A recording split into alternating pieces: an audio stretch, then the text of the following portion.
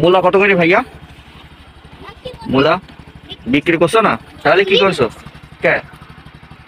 হ্যাঁ, আমাকে দেওয়া যায় না?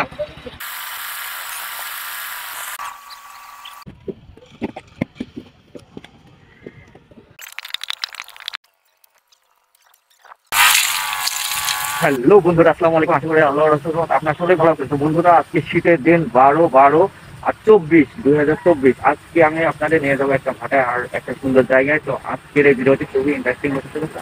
চলেন তাহলে দেখি। আমি এখন গেটে, আর এখান থেকে আমার দামটা শুরু হবে।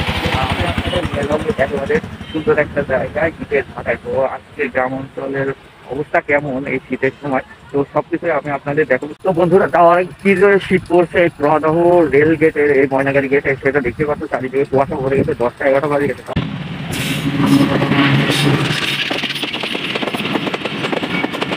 তো বন্ধুরা, আজ তোমাদের দেখাবো গ্রামের কৃষকরা কিভাবে ব্যস্ত হয়ে যায় নতুন ফসল ঘরে তোলার জন্য। রাস্তার পাশে একটা কৃষক দেখো কি কষ্ট করে নিজ ফসল ঘরে তোলার জন্য একাই ঝাড়ছে। আর এখানে বীজতলা তৈরি করা হয়েছে নতুন ফসল আবার রোপণ করার জন্য। বীজতলা তৈরি করা হয়েছে, এখানে বিভিন্ন মানুষ কিন্তু এই একটু খন্ড খন্ড জায়গাতে বীজতলা তৈরি করেছে। বিভিন্ন ধরনের মানুষ কিন্তু বিভিন্ন শ্রেণী পেশাতে থাকে। তো দেখো, মূলা কত করে ভাইয়া? মূলা বিক্রি করছো না? তাহলে কি করছো? কে? হ্যাঁ, আমাকে দেওয়া যায় না? এত কষ্ট করে মূলা তুলছো, আমাকে দেওয়া যায় না? হ্যাঁ, দেবে না? তুলতেই তো পারছো না। এত কষ্ট করে নেওয়া যায় বলো? মাথায় কত বড় বোঝা,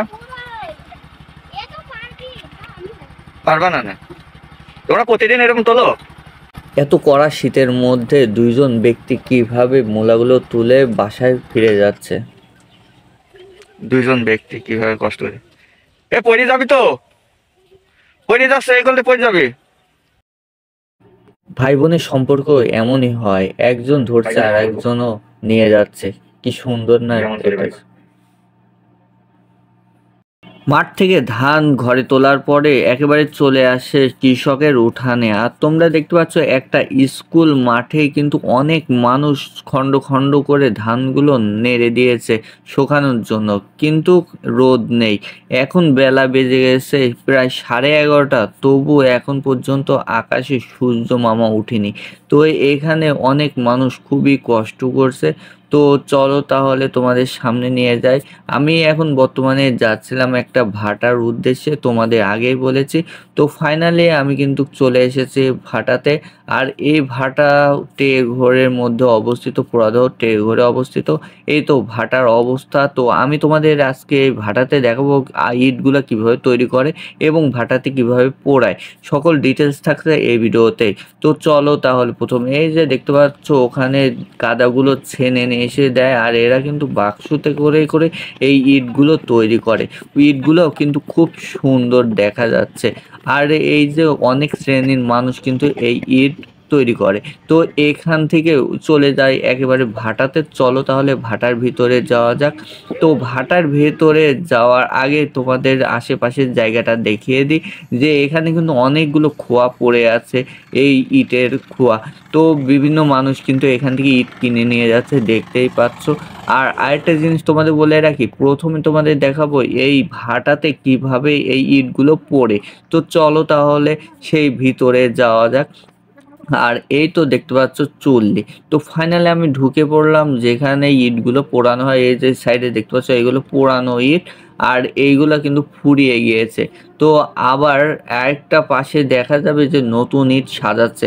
তো ভাটার একটা সঠিক ফর্মুলা হচ্ছে, একদিক দিয়ে সাজাবে আর এক দিক দিয়ে কিন্তু ইটগুলো বের করবে। তো দেখতে পাচ্ছ ইটগুলো সাজাচ্ছে, আর এই ইটগুলো সাজানো হয়ে গেলে পুড়তে পুড়তে আবার ঘুরবে, মানে আগুনটা বসে থাকবে না, চারিদিকে ঘুরতে ঘুরতে একদিকে যেদিকে হয়ে যাবে সেদিক থেকে ইটগুলো বের করবে। তো দেখতে পাচ্ছ ইটগুলো সাজাচ্ছে, আর ইটের উপরেই কিন্তু রাবিশগুলো দিয়ে দিচ্ছে যাতে ঢেকে যায়। তো এখানে ইটগুলো সাজানো হলো। তো এই ইটগুলো কি দিয়ে পোড়ায় সেইগুলো আমি তোমাদের দেখাবো। এই যে দেখতে পাচ্ছ ছোয়া মিল, মানে ছোয়া মিল যেটাতে করে কাঠগুলো কাটা হয়, এই যে এই জিনিসটাতে কিন্তু কাঠগুলো কাটছে খুব সুন্দরভাবে। এই ছোয়া মিল কিন্তু চাকা দিয়ে ঠেলে নিয়ে বেড়ানো যায়। তো ফাইনালি তোমাদের দেখালাম যে এই ইটগুলো কিন্তু খড়ি দিয়ে জাল দিয়ে পোড়ানো হয়। ইটগুলো কিন্তু কঠিন পুরাপুরি। এই তো দেখতে পাচ্ছ ইটগুলো কিন্তু ট্রলিবন্দি হচ্ছে। আর আমি তোমাদের বলে রাখি এই পোড়াদহ এই 5 স্টার এই ইটগুলোর দাম এখন বর্তমানে 8,000 টাকা, একেবারে ভাটার রেট। তোমরা দেখতে পাচ্ছ প্রথম অবস্থাতেই আসছে। তো আজকের এই ভিডিওতে তোমাদের কতদূর উপকৃত করতে পারলাম তোমরা অবশ্যই কমেন্ট করে জানাবে। আর যদি আমার চ্যানেলের ভিডিওগুলো তোমাদের ভালো লেগে অবশ্যই কমেন্ট করে জানাবে। দেখা হচ্ছে অন্য কোনো ব্লগে, ততদিন ভালো থেকো, সুস্থ থেকো, সবাইকে আসসালামু আলাইকুম।